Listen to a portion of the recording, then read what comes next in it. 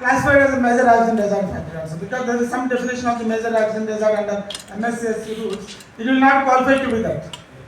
Normally, when we go for any inspection to the factory, if a bulk factory we go, if we rate the bulk factory the hazards in 1 to scale or 8 or 9, this kind of factory we may be rating 3 or 4.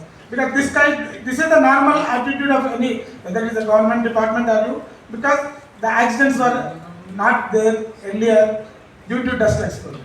We might have had this in China, where in a bread factory due to maida dust explosion, some explosion taking place in somewhere, in sugar factory, some sugar explosion taking place.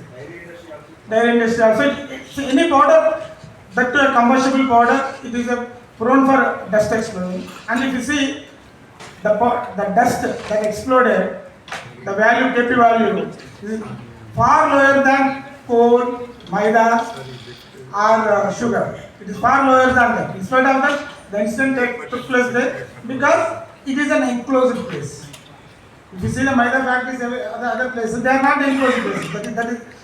It is not completely closed. But this particular thing is in a completely closed places. Why I am costing the pharma industries is because to have a good quality of your product and GMP regulations or whatever may be the customer regulations, you are making it in a closed environment with maybe air handling unit will be there, number of air changes will be there. But if something is happening there, there is a large possibility of accumulation of whether it is a dust or flammable vapor inside a closed room, which can ignite and cause major incident when compared to a reaction taking place in open areas. Where there are open areas means where there are a lot of ventilation provision, natural ventilation provision to have a cross ventilation to which dilutes the flammable mixture or which dilutes the dust. So we need to be more careful when we are working, particularly pharma industry, when we are working in a closed system. So as I told you, the first level is the hazard identification, the second level is emergency planning, the third level is safety audit.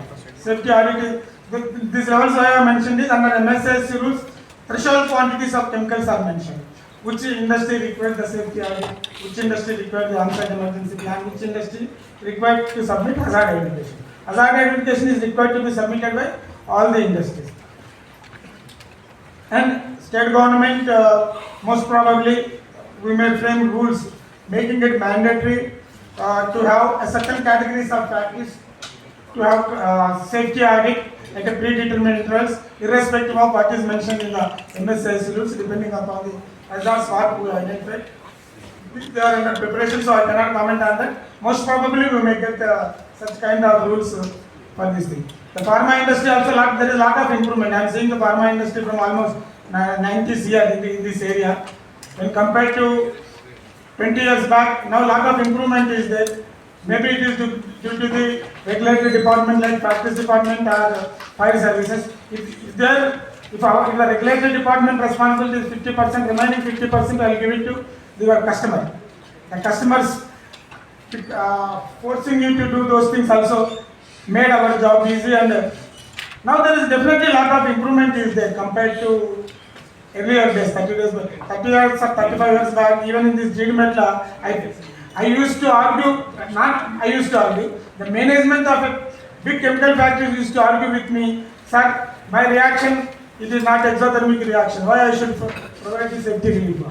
Even if it is a distillation is there, they used to argue. Now it is not like that.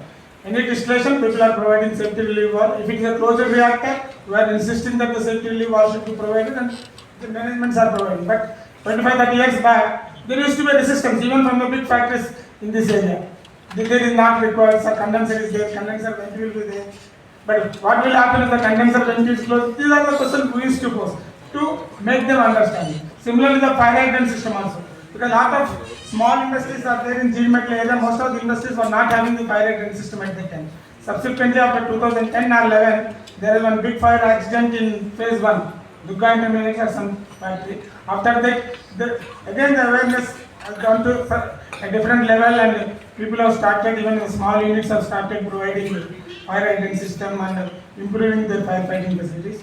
So I take this opportunity to request you all once again to identify the hazards properly and take the remedial measures and to prevent incidents at the first step. Second, even after taking the precautions, there are possibilities of such an accident taking place, whatever the precautions we take. So we should be ready to tackle that with a proper emergency planning, and proper firefighting is one of the important ingredient for emergency planning. I thank the organizers for giving me this opportunity to share my thoughts with you. Thank you.